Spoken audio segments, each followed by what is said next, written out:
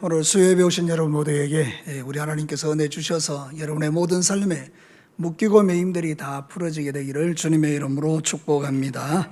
우리가 지난주에는 실족하지 않는 복에 대한 하나님의 말씀을 들었습니다. 이 실족이라는 단어는 대단히 중요한데, 사단이 함정을 파놓고 기다릴 때에 그 함정에 빠지는 것을 실족이다 이렇게 이야기합니다. 세례 요한이 예수님에 대해서 의심을 했기 때문에 실족하게 되었고, 결국 어려운 일을 당하게 되는 그런 모습들을 통해서 우리가 절대 실족하면 안 된다. 실족하지 않으려면 어떻게 해야 되느냐? 듣는 것을 잘 들어야 되는데 하나님의 말씀을 잘 들어야 된다, 이런 내용의 말씀을 들었고요. 보는 것을 잘 봐야 되는데 세상에 출세한 그런 것들을 보는 것이 아니라 예수 그리스도를 바라보고 살아야 된다. 그리고 뿐만 아니라 우리가 실족하지 않으려면 천국을 침노하며 살아야 된다. 이 침노한다는 단어가 갈망한다는 단어인데, 하나님에 대한 갈망이 있으면 이런 사람들은 실족하지 않는다, 이런 이야기를 드렸죠. 자, 여러분, 오늘 이 성경 본문은 이렇게 예수님께서 우리를 사랑하시고 정말 너희들이 실족하지 않았으면 좋겠다라고 이렇게 말씀을 전해주는데도 불구하고 전혀 반응하고 움직이지 않는 유대인들에 대해서, 종교 지도자들에 대해서 예수님이 책망하고 있는 그런 내용의 말씀입니다. 여러분, 오늘 내용의 말씀을 여러분이 읽으신 그대로 피리를 불어도 춤추지 않고 애통해도 울지 않는 그들의 삶에 대해서 주님께서 마음 아파하시고 안타까워하는 모습을 보게 되죠. 어떻게 생각해 보면 지금 우리가 살고 있는 이 시대가 바로 영적으로 그런 시대라는 거죠. 사람들이 영적으로 점점 무감각해지면서 기뻐할 일이 있어도 기뻐하지 않고, 슬퍼할 일이 있어도 슬퍼하지 않고, 죄를 회개해야 될 일 회개하지 않고, 이렇게 살아가는 그런 시대를 우리가 살고 있다는 거죠. 그러니까 여러분들 오늘 이 시간에 이 하나님의 말씀을 들으면서 여러분이 영적으로 무감각해지지 않는 그런 또한 복을 누리게 되기를 축복합니다.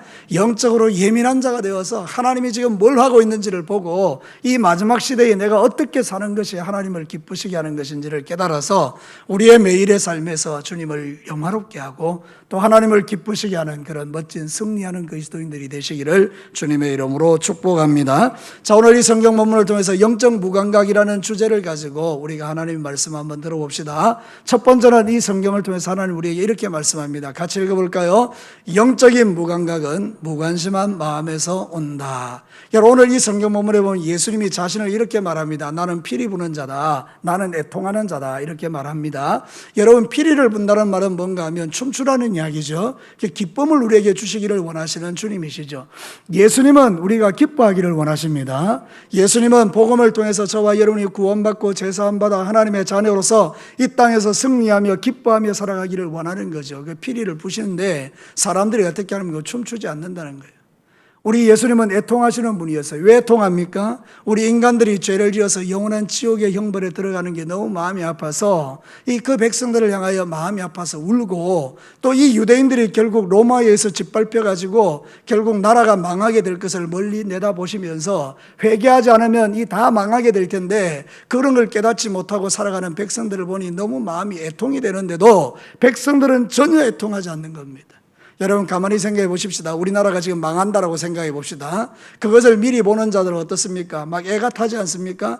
여러분, 이렇게 살면 나라가 망합니다. 이렇게 살면 교회는 망합니다. 이렇게 살면 당신은 망합니다. 애통하는데 정작 본인은 그거를 모를 때 얼마나 안타깝겠습니까?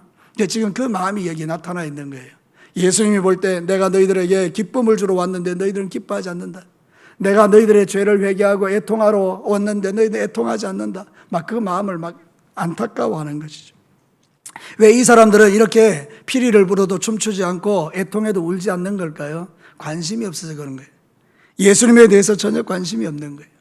여러분, 만약 우리가 예수님에 대한 관심을 가지면 어떻게 되는지 아십니까? 내 마음이 나 같은 죄인을 살려주신 하나님의 은혜에 너무 감격해서 기쁜 거예요. 뿐만 아니라 이런 놀라운 구원을 줬기 때문에 내가 하나님 앞에 짓는 죄가 우리 집사님 기도하는 것처럼 늘 하나님 앞에 이렇게 마음 아파하는 거예요. 하나님, 내가 죄를 지었어요. 잘못했어요. 이렇게 회개하면서 주님 앞에 나아가는 거죠. 그럼 예수님을 바라보면 되는데 예수님에게 관심이 없는 거예요. 여러분, 사도 바울은요, 예수님에게 관심이 늘 있었어요. 그래서 이런 고백을 합니다. 사도 바울의 고백을 한번 들어볼까요? 디모데전서 1장 14절과 15절 같이 한번 읽습니다. 우리 주의 은혜가 그리스도 예수 안에 있는 믿음과 사랑과 함께 넘치도록 풍성하였도다. 믿보다 모든 사람이 받을 만한 이 말이여, 그리스도 예수께서 죄인을 구원하시려고 세상에 임하셨도다 하였도다. 죄인 중에 내가 괜수디나. 사도 바울이 지금 이렇게 말하는 거예요. 나는 진짜 죄인 중에 괴수입니다. 그런데 하나님은 이런 죄인인 나를 구원해 주셨습니다. 그 감격을 지금 이야기하고 있는 거죠. 저는 여러분들에게 한번 도전하고 묻고 싶습니다. 여러분이 구원받은 게 하나님의 은혜입니까? 정말이십니까? 여러분은 정말 죄인 중에 괴수들이 맞습니까? 근데 주님은 여러분을 사랑하셔서 십자가에 피 흘려 죽으시고 나의 모든 죄를 대신 지고 가시면서 저와 여러분의 죄를 용서해 주신 게 맞죠? 그럼 우리는 어떻게 합니까? 피리를 불면 춤춰야 합니다. 애통하면 우리도 같이 마음 아파야 합니다. 사랑하는 성도로 영적으로 무감각해지는 이유가 뭔가 하면 예수님에 대해서 잘 모르기 때문이에요. 예수님에게 관심이 없기 때문이에요.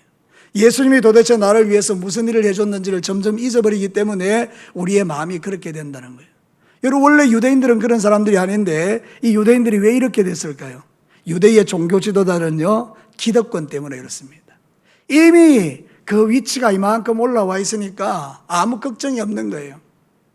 뭐 이렇게 살아도 괜찮은 거죠. 뭐 잘 먹고 잘 사니까 이만하면 됐다 싶은 거죠. 그러니까 그들에게는 예수님이 별로 필요가 없는 거죠. 여러분, 이 세대에는 예수님이 필요 없는 사람들이 너무 많습니다. 그러니까 이런 사람들은 무감각한 거예요. 또 하나는 뭐죠? 우리는 당연히 구원받은 선민이라는 착각을 가진 거예요. 우리는 이래도 구원받고 저래도 구원받고 죄 지어도 구원받고 막 이렇게 자기들의 마음이 이미 선민의식으로 가득 차 있으니까 예수님이 필요 없는 거죠. 그러니까 여러분, 이런 영적 무감각에 빠지게 되는 거예요. 가만히 생각해 보면 이 유대인들이나 유대의 종교 지도자들의 모습 속에서 내 모습이 보이지 않습니까?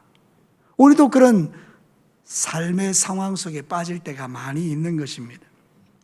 마태복음에 보면 13장 14절에 예수님께서 이렇게 안타까워하십니다. 다시 한번 더 읽어볼까요? 이사야의 예언이 그들에게 이루어졌으니 일러스되 너희가 듣기는 들어도 깨닫지 못할 것이요 보기는 보아도 알지 못하리라. 이 유대인들에 대해서 예수님이 이렇게 말하는 거예요. 너희들은 이사야의 예언처럼 듣기는 들어도 깨닫지 못하고 보기는 보아도 볼 수 없다. 이 영적인 무감각에 이미 빠졌으니까 하나님이 아무리 말해줘도 못 알아듣는 겁니다. 저와 여러분은 어떨까요? 저와 여러분도 가만히 생각해 보면 이런 생각이 빠져 있는 거예요. 우리가 살다 보니까 이미 이제 느슨해진 거죠.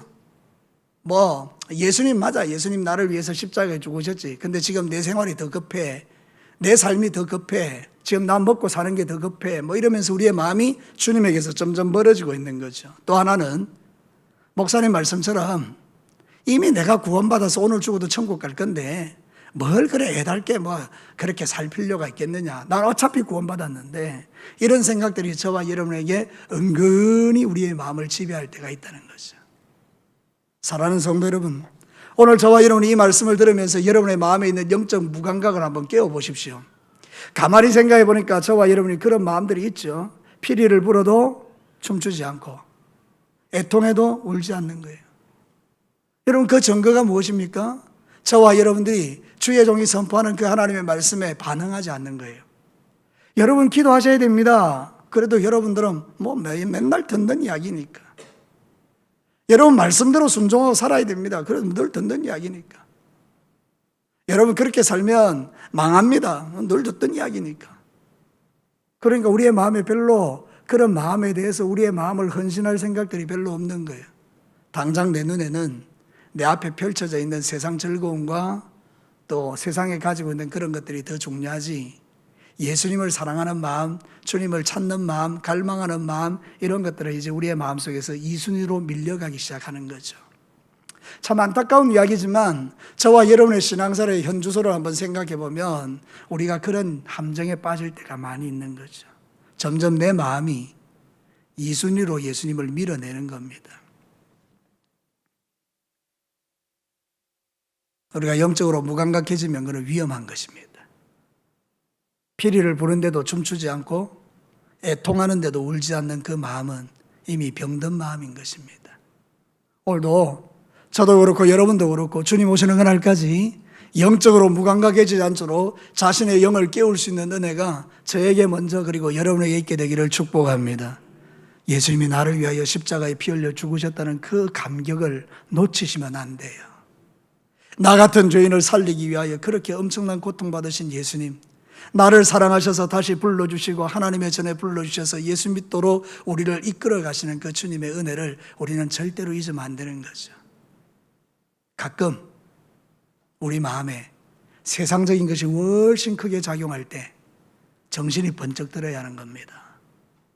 마치 쾅 하고 번개가 치는 것처럼 우리의 영혼에 울림이 있어야 되는 거예요. 아무리 하나님께서 말씀해 주셔도 우리의 마음에 울림이 없다 그러면 그건 정말 위험한 것이죠.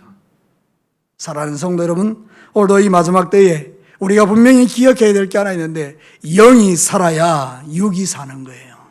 다시요. 영이 살아야 우리가 진짜 사는 거예요. 영이 죽어버리면 육체는 살아있다고 말하지만 내 영혼은 이미 병들어서 하나님 앞에 아무것도 할 수 없는 그런 영적 무감각한 종이 되는 거죠. 근데 영을 깨우시면 여러분 소망이 있습니다. 여러분 영을 깨우셔서 여러분의 영이 더욱더 소망 가운데 하나님 바라보고 우리 예수님을 더 가까이 하는 그런 은혜가 먼저 저에게 그리고 여러분에게 있게 되기를 주의 이름으로 축복합니다. 두 번째 한번 보도록 하죠. 다 같이 읽겠습니다. 영적인 무감각은 회개하지 않는 마음에서 온다. 오늘 본문의 핵심이 여기 있습니다. 여러분 우리의 마음이 원래는 부드럽죠. 부드러운 마음인데 가만히 버려두면 어떻게 되죠? 딱딱한 밭이 되는 거예요.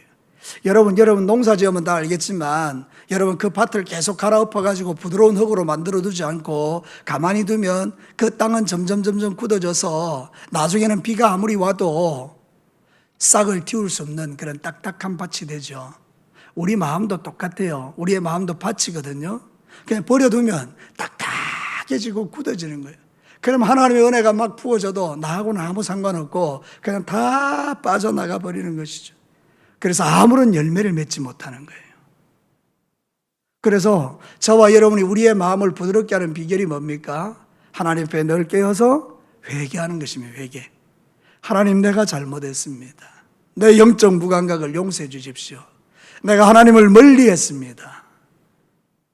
내가 주님의 말씀대로 순종하여 살지 않고 세상 연락을 쫓아 살았습니다. 이런 것들을 시시각각으로 주님 앞에 회개하는 것입니다. 그러면 이 마음에 굳어지는 것이 부드러움으로 바뀌어지는 것이죠.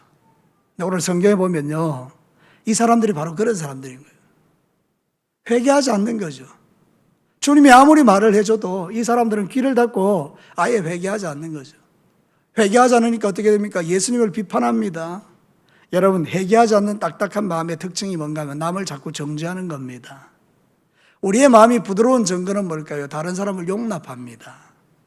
이건 정말 중요한 겁니다. 여러분의 영혼을 살펴보시는 아주 중요한 그런 바로미터입니다. 이게 뭔가 하면 내 마음에 정죄가 자꾸 일어날 때는 이거는 내가 지금 마음이 딱딱해졌구나. 다른 사람을 불쌍히 여기고 긍휼히 여기는 마음이 자꾸 일어나면 내 마음이 지금 부드럽구나. 주님 마음 담고 있구나. 이런 걸 깨달을 수 있죠. 여러분 성경 히브리서 6장 7절과 8절에 보면 우리를 경고하는 말씀이 있어요. 여러분과 제가 들어야 되는 말씀이에요. 다 같이 한번 읽어볼까요? 땅이 그 위에 자주 내리는 비를 흡수하여 밭가는 자들이 쓰기에 합당한 채소를 내면 하나님께 복을 받고 만일 가시와 은컹기를 내면 버림을 당하고 저주함에 가까워 그 마지막은 불사람이 되리라. 여러분 밭이 있잖아요. 마음에 밭이 있는데 어떤 밭은 부드러워요. 그래서 은혜가 막 부어지고 이러면 마음에 막 열매가 나타나고 하나님을 기쁘시게 하고 이렇게 막 영적으로 깨어있고 막 이렇게 되니까 그 밭은 하나님이 보시니까 축복받은 밭이라는 거죠. 근데 어떤 밭은 보니까 하나님의 은혜가 부어졌는데 가시가 나오고 은컹기가 나오죠. 지금 오늘 성경 읽어드린 그대로 예수님께서 그들에게 말합니다. 너희들이 실족하지 않기를 원한다. 예수 잘 믿기를 원한다. 천국 가기를 원한다. 하나님 말씀대로 순종하기를 원한다. 예수 믿고 구원받기를 원한다. 막 이렇게 이야기해 줬는데 피리를 불고 애통을 해도 이 사람들은 꼼짝도 하지 않을 뿐만 아니라 오늘 성경의 본문에 보면 이렇게 말하는 겁니다. 요한에 대해서는 귀신 들린 자라고 비판합니다. 예수님에 대해서는 뭐라고 비판하는지 보십시오. 19절 우리 다 같이 한번 읽어볼까요? 인자는 와서 먹고 마시며 말하기를 보라 먹기를 탐하고 포도주를 즐기는 사람이요 세리와 죄인의 친구로다 하니. 여러분 이 사람들의 마음이 딱딱해지니까 누구를 막 비판합니까? 예수님까지도 비판합니다. 어떻게 우리가 예수님을 비판할 수 있습니까? 우리의 죄를 위하여 이 땅에 오셔서 하나님이신 그분이 십자가에 피 흘려 죽기까지 우리를 사랑하신 그 놀라운 사랑을 베풀으신 그 예수님을 어떻게 우리가 막 비판할 수 있습니까? 근데 이 사람들이 이미 영적으로 무감각하기 때문에 자신의 죄를 깨닫지 못하니까 회개가 안 되죠.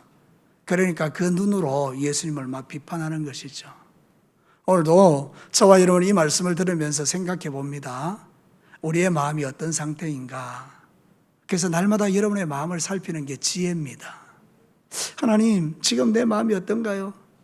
너무 내 마음이 딱딱하고 굳어져 있지는 않습니까? 이걸 늘 살피는 거죠. 여러분, 굳어져 있는 마음은 어떻게 해야 됩니까? 갈아엎으셔야 돼요. 그래서 호세아 선지자는 뭐라고 말합니까? 묵은 땅을 갈아엎어라, 기경하라. 사랑하는 성도 여러분, 저와 여러분의 이 묵은 땅이 오늘 기경되게 되기를 축복합니다. 세상을 사랑하는 마음도 뒤엎어버리고 하나님이 원치 않는 일을 행하는 그 마음도 뒤엎어버리고 회개하는 마음을 가질 때 이게 축복이거든요. 여러분, 회개치 않으면 어떻게 되는지 아십니까?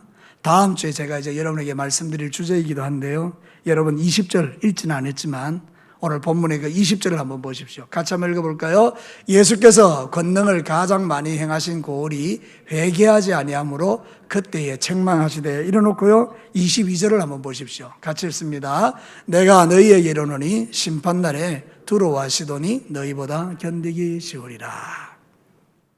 예수님이 어느 마을에 가서 예수님이 복음을 전하고 권능을 많이 행했습니다. 하나님 나라를 나타내신 것이죠.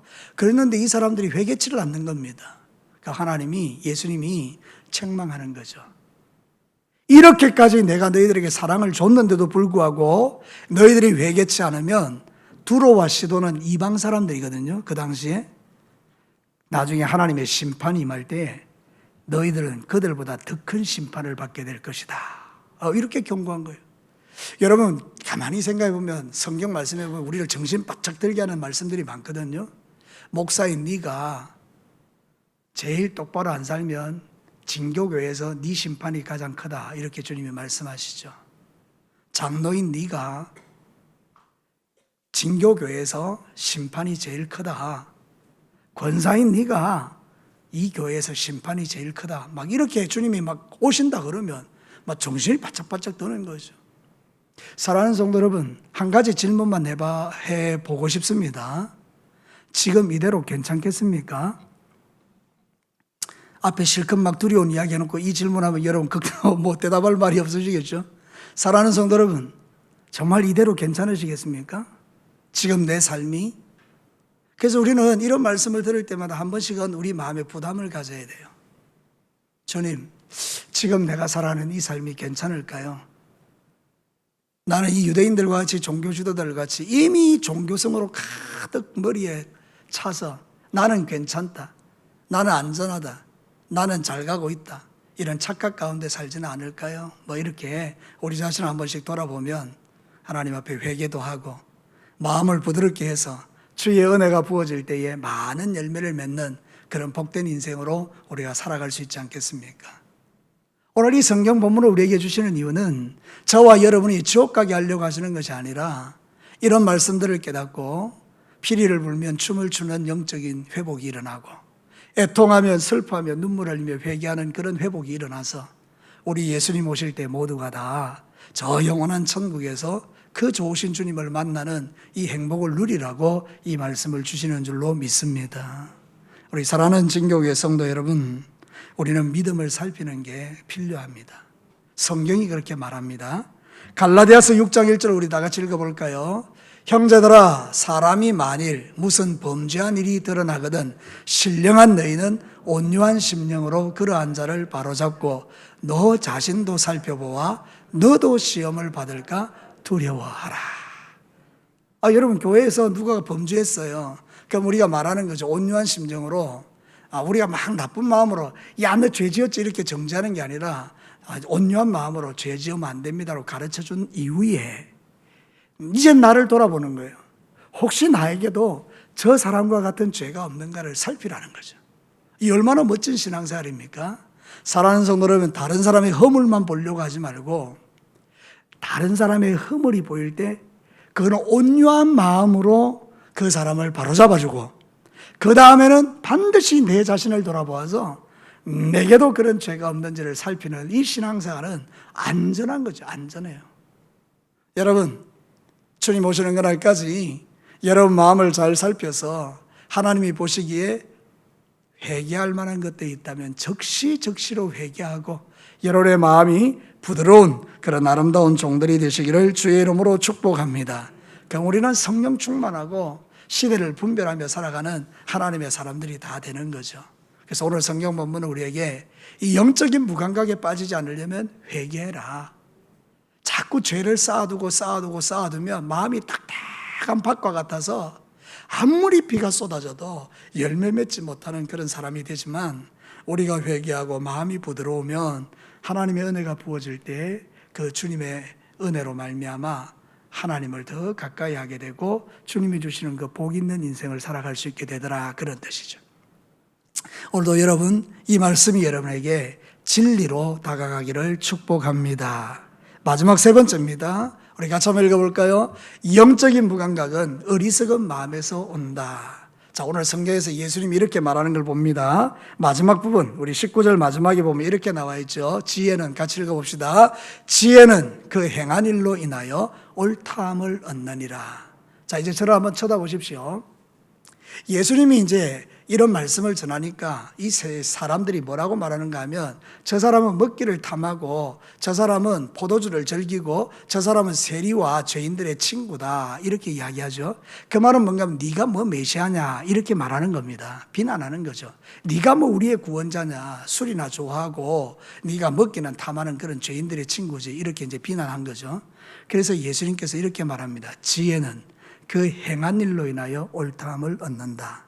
이게 무슨 말인가 하면, 나의 그 삶에 나타나는 열매를 한번 보라, 이렇게 이야기하는 거예요.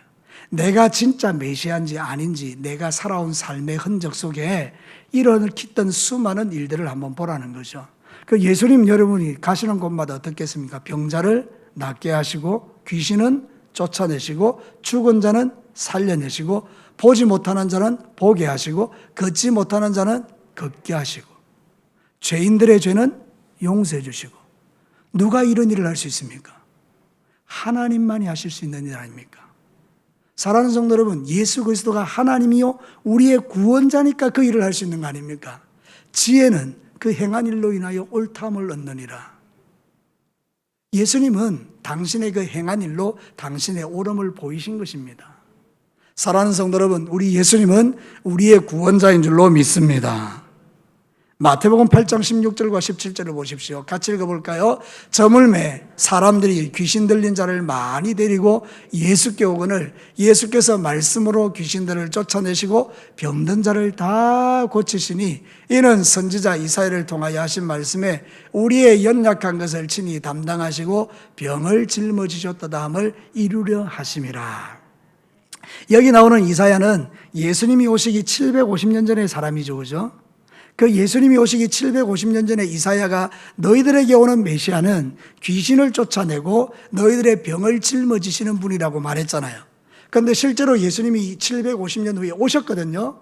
그리고 나서 이 일을 그대로 행했단 말이죠. 그러니까 우리 예수님은 우리의 완전한 메시아라는 사실을 가르쳐 주는 것이죠.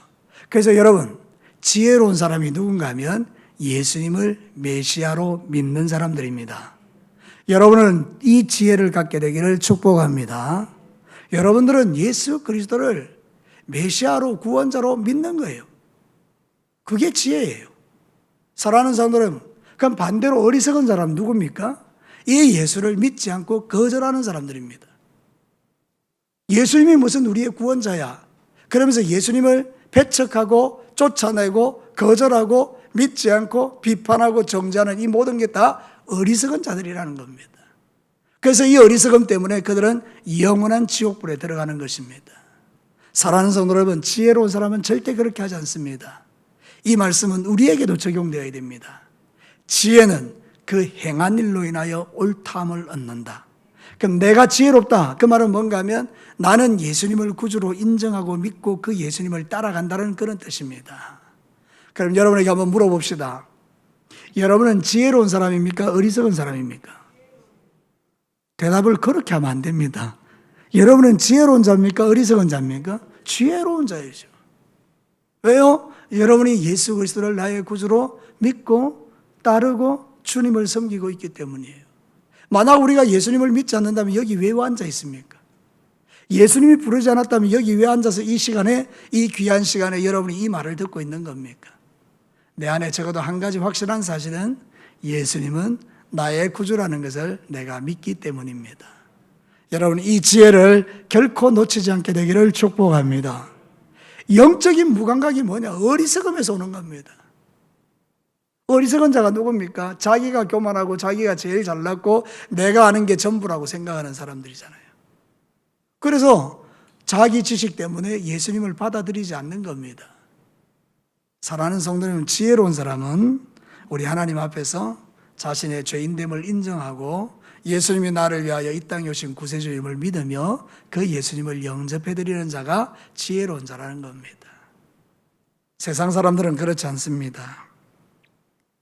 이 세상이 전부인 줄 알고 예수님을 멸시하고 그리고 자기가 하고 싶은 일을 막 합니다. 세상에서 잘 먹고 잘 사는 일에 집중하죠. 근데 여러분, 이 세상은 장망성입니다. 정확하게 말씀드릴게요. 이 세상은 장망성입니다. 장망성 뜻이 뭐죠? 장차 망하는 성입니다. 이 세상은 불타 없어질 세상입니다. 제 이야기가 아닙니다. 성경이 그렇게 말합니다. 베드로후서 3장 12절과 13절 같이 읽어볼까요? 하나님의 날이 임하기를 바라보고 간절히 사모하라. 그날에 하늘이 불에 타서 풀어지고 물질이 뜨거운 불에 녹아지려니와 우리는 그의 약속대로 의가 있는 곳인 새하늘과 새 땅을 바라보는도다.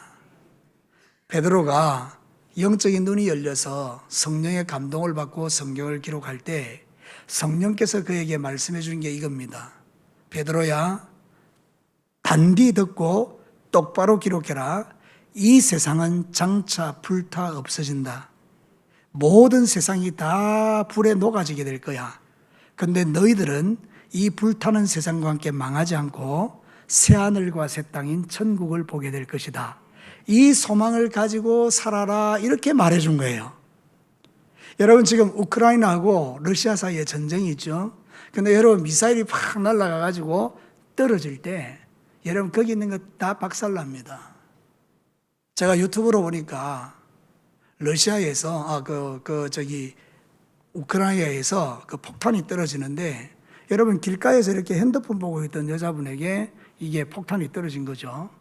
그 순간 그걸로 끝나버린 거예요. 형체도 없이 사라진 거예요. 여러분, 우리에게 이 재앙의 날이 오면, 하나님의 진노의 불이 떨어지고 하나님의 심판이 내려오면 내가 사랑했던 모든 게 다 불타 없어지고 장차 망하는 성이 됩니다. 여기에 무슨 소망이 있습니까? 여러분이 쌓아왔던 그 모든 것들이 나중에 다 불타 없어진다니까요.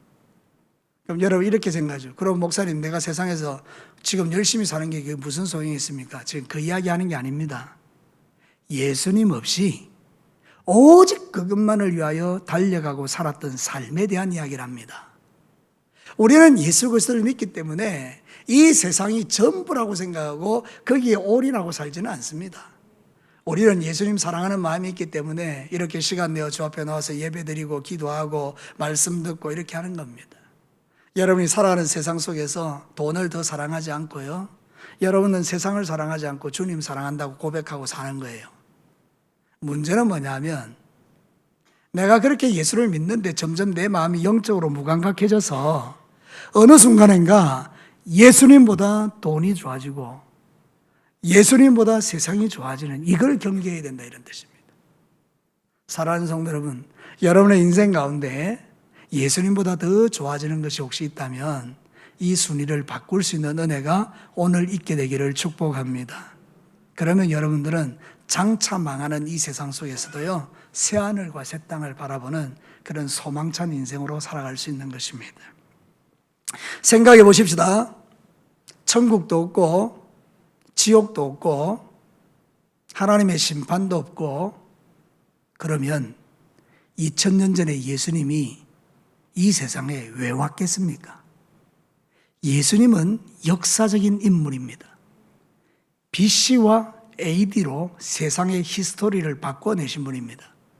전 세계의 모든 사람들이 달력을 쓸 때 BC와 AD의 달력을 사용합니다. 예수님이 중심입니다. 예수님 오시기 전, 예수님 오시고 난 후, 지금 우리는 AD를 살아갑니다. 안노 도미네, 예수님 오시고 난 이후에 2022년, 예수님 오시고 2020년이 지났다는 거예요. 예수님이 역사적인 분이 아니라면 달력을 우리가 그렇게 표현할 이유가 없죠. 그러니까 사랑하는 성도 여러분, 예수님이 분명히 역사적인 인물로 이 땅에 왔다면 그 예수님이 이 세상에 오신 목적이 뭡니까?